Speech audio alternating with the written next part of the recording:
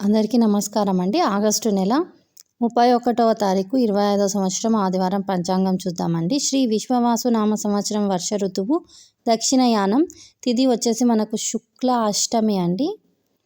రాత్రి 9 గంటల 38 నిమిషాల వరకు ఉందండి. తదుపరి నవమి వస్తుంది. నక్షత్రం వచ్చేసి మనకు అనురాధ ఉందండి. మధ్యాహ్నం 3 గంటల 39 నిమిషాల వరకు. తదుపరి జ్యేష్ఠ నక్షత్రం. రాహుకాలం వచ్చేసి సాయంకాలం 4:30 నుండి 6 గంటల వరకు.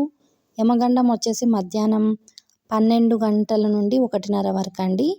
వర్జ్యం వచ్చేసి రాత్రి 9 గంటల 48 నిమిషాల నుండి 11 గంటల 32 నిమిషాల వరకు అండి.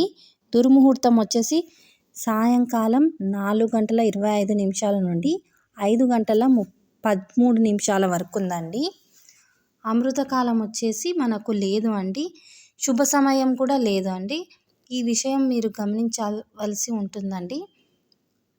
మరియు యమగండంలో అసలు ప్రయాణాలు అనేటువంటిదే మొదలు పెట్టకండి.